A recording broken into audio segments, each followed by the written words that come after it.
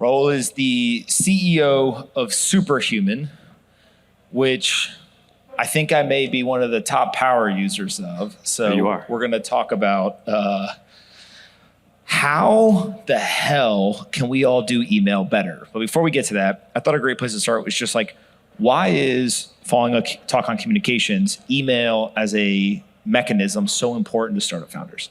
Yeah. Well, I hope I have a good amount of ventral display going on with this jacket. Don't look at me, dude. So I get this question a lot. Is it worth getting great at email? What difference does it make? And I'll answer the question about email, but I think this is also true generally. Sam Altman, for example, a few years ago wrote a program to compare the response times of the very best founders, those who are running billion-dollar companies, with bad founders, those who were struggling and who would eventually go on to fail. It's probably no surprise that the bad founders took days to reply to emails, whereas the best founders, well, they replied in mere minutes. Now, you might think that's just about impressing an investor, but as startups, we just heard we're always on, that's also true when it comes to responsiveness. Everything that we do sets the bar for the organization. Almost nothing will happen faster than we do it. So if ever you're sitting down thinking, gosh, I just wish the team would do more or move faster, we have to do more, we have to move faster. Now, the magic is when you do that, when you respond to Twitter faster, when you respond to Slack faster, when you respond to email faster, your entire team will do it too.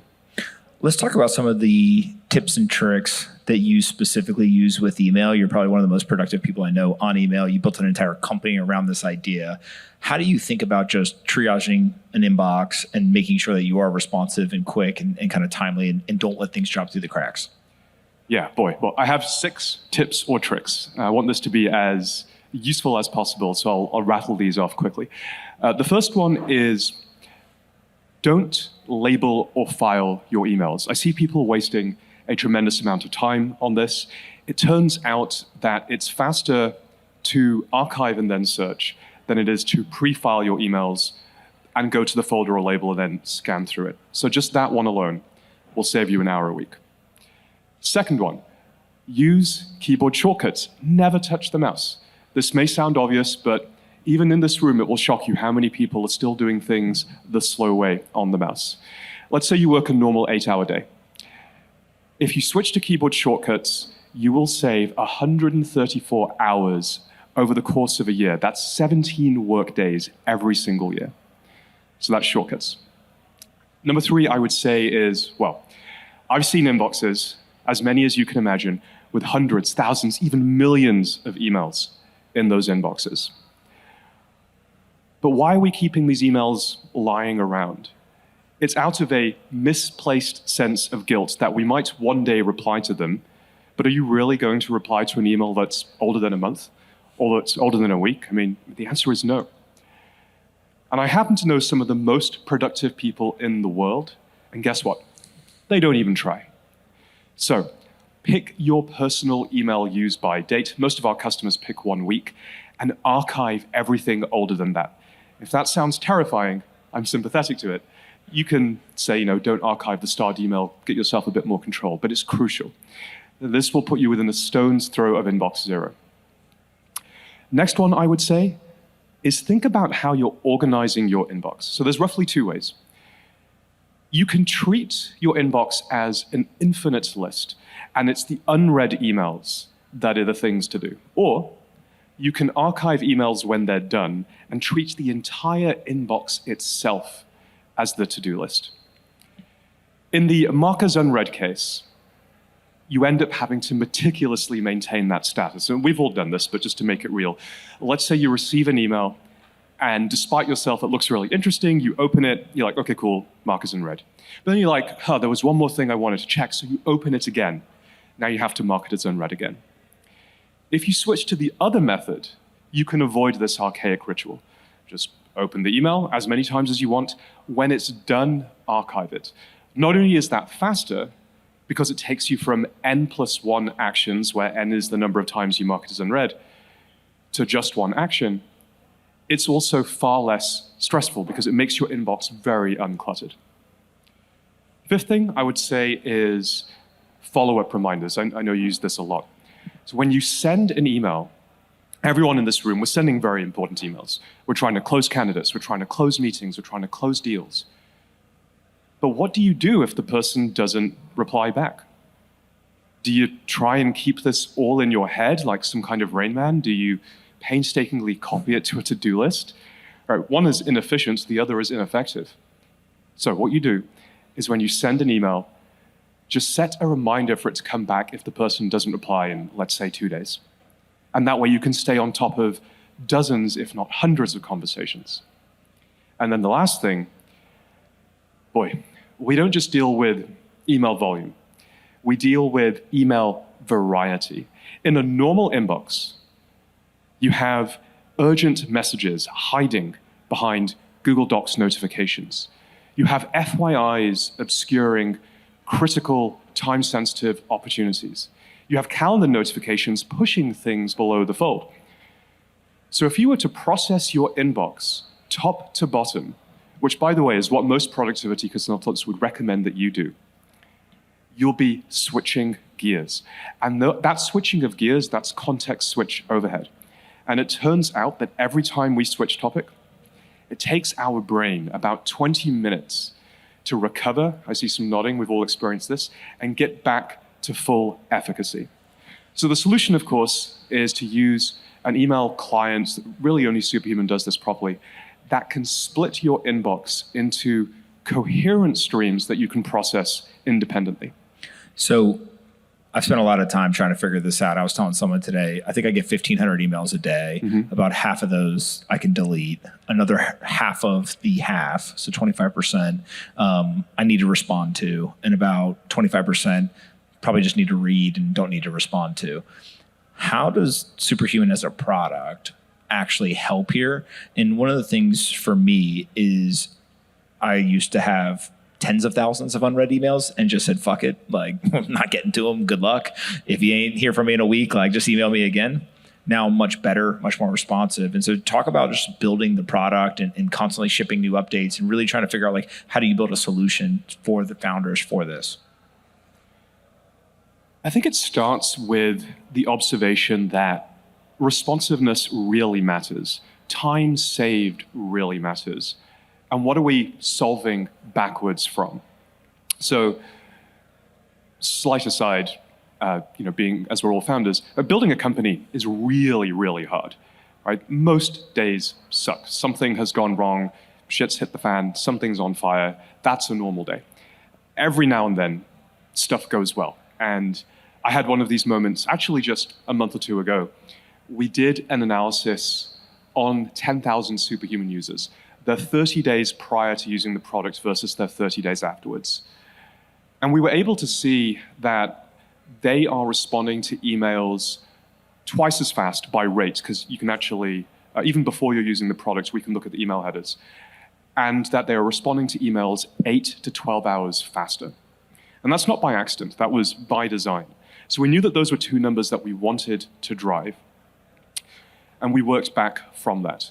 So a good example would be, we talked about the split inbox feature. So in this case where you have half the emails you don't even need to see, and then of those there are further streams, what you would do in the product is you turn on a feature called important other.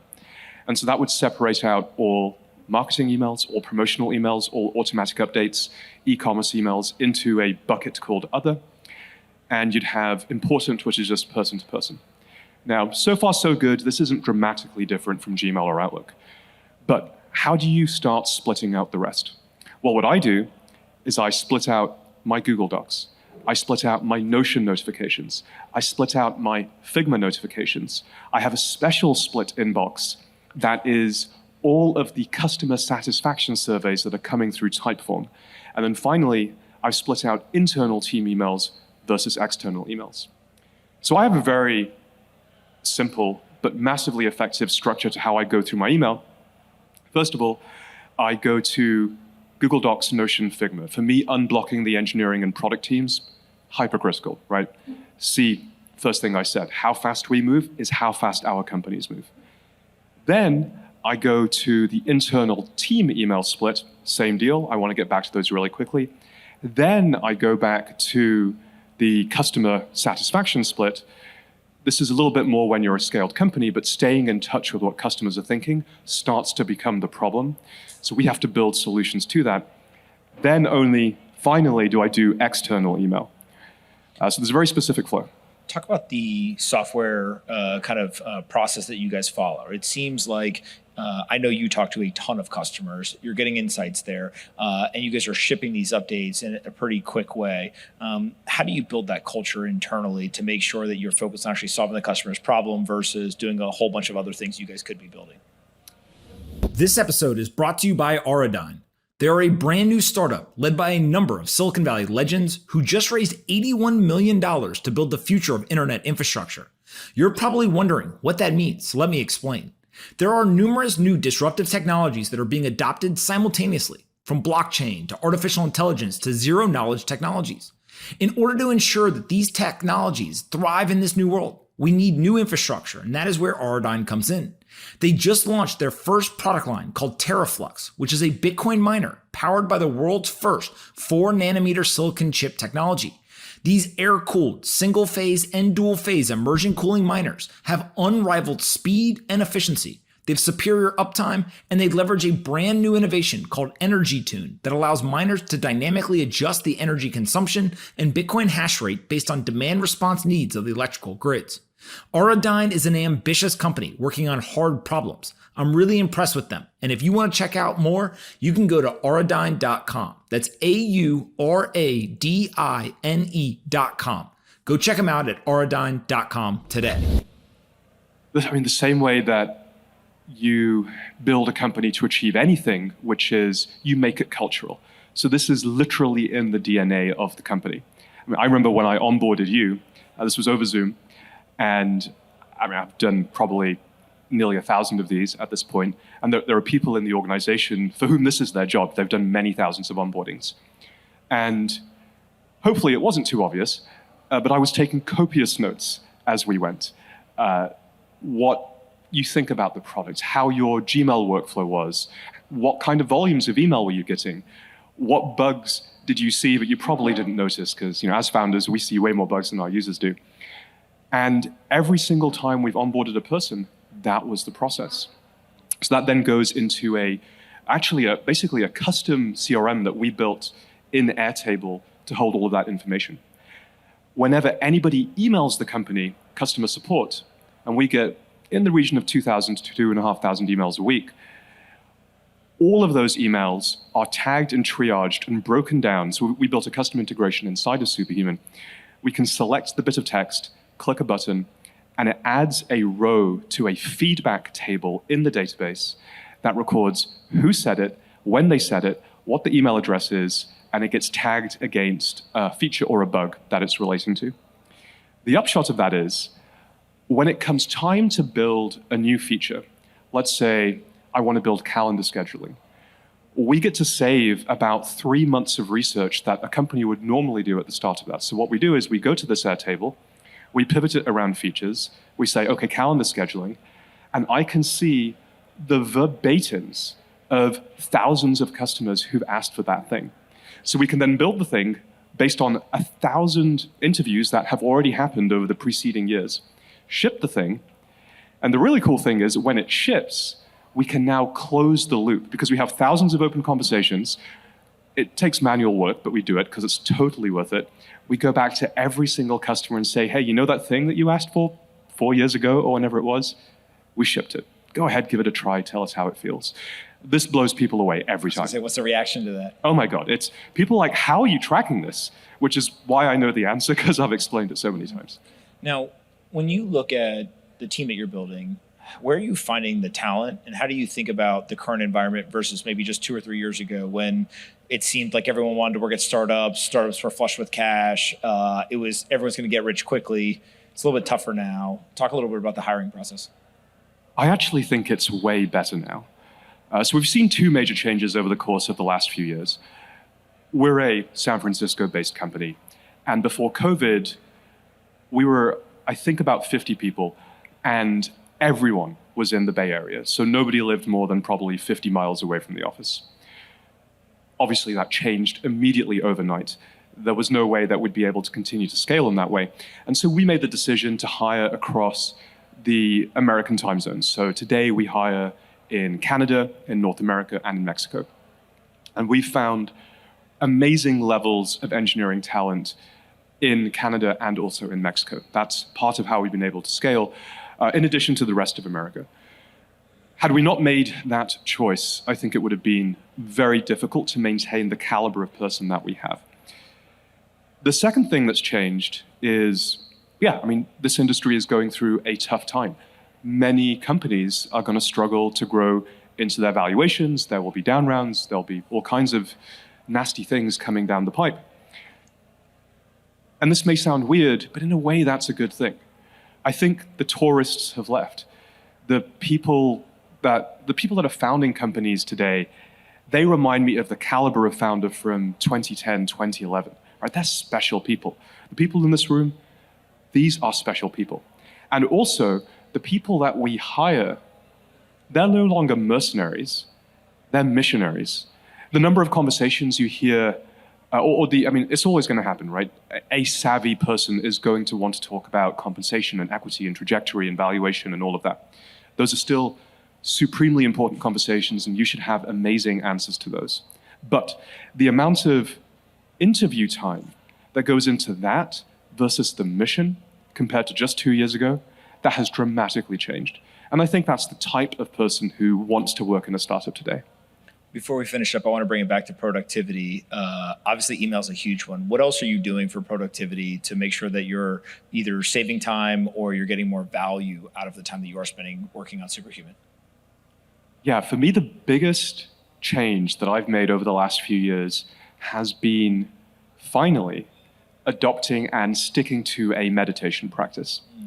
So I had many false starts over the years, and I realized just looking at the way I've successfully learned habits in the past, I'm the kind of person who responds extremely well to coaching. And it turns out you can get a coach for whatever you want. So I found the best meditation coach in the Bay Area.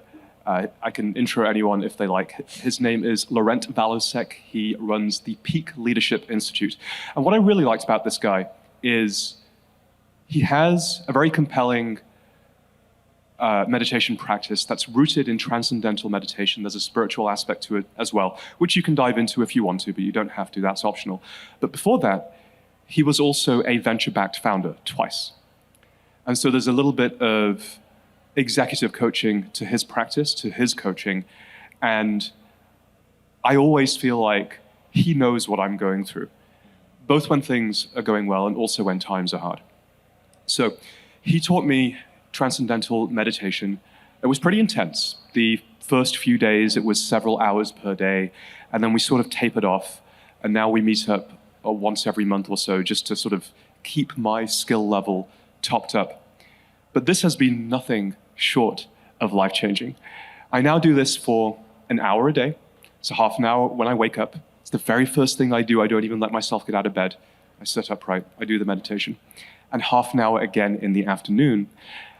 And I found that not only am I way happier, that was the first thing I noticed, I'm way more creative, and I'm much more able to focus for long periods of time. So it's really hard to think of anything else that can achieve that kind of result. When you think of Superhuman currently, what's the pitch to customers in terms of if they use the product, what do they get out of it? And the reason I ask that is Gmail's free, and it's really, really hard to compete with something that's free. So when you have a paid product, it's got to be so exponentially more valuable. I pay you every month, and I think you got me for life. But how do you think about making it that much better? Like, what is it doing that Gmail can't, so that people can understand? Yeah. I mean, just starting with general startup advice, and I look for this as an investor, invested in over 100 companies. I actually love it when startups compete with incumbents, because incumbents are just so busy with the business of being an incumbent. I met a Gmail product manager a week ago, and they had the most depressing story. In 9 months, all that they've been able to ship is moving one radio button. In 9 months. Can you imagine that? And this is a well-run company.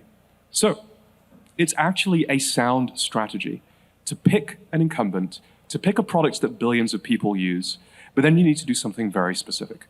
You need to segment the market. You know, we're not the first company to have created an email product that you pay for. But I think we're the first company in the space to really break out and to not just create a product that people pay for, but that they do at a very large scale. And the way that we were able to do that was by completely changing the positioning. The core value proposition of Superhuman is speed. And I remember when I was pitching, this is 2017, to the 12 of us who were in the company at that time, hey folks, I think our core value prop should be speed. People looked at me like I'd lost my mind. But I'd also just invented the product market fit engine, which you may have come across. It's an algorithmic way to get to product market fit. And I was like, this is what the data shows. If we do this, I guarantee you, and I can mathematically prove it, we'll get to product market fit, assuming you believe in the metric. So that's where we started.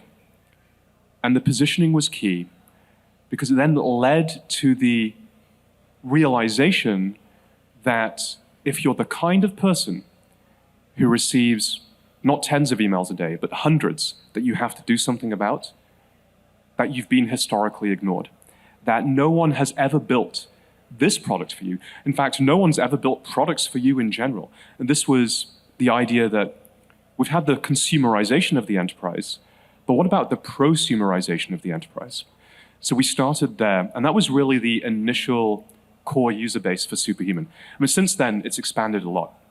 The fastest growing part of the business is our teams business. So we have a bunch of people at your company. I see a bunch of teams here, or founders representing teams, I should say, that use Superhuman together.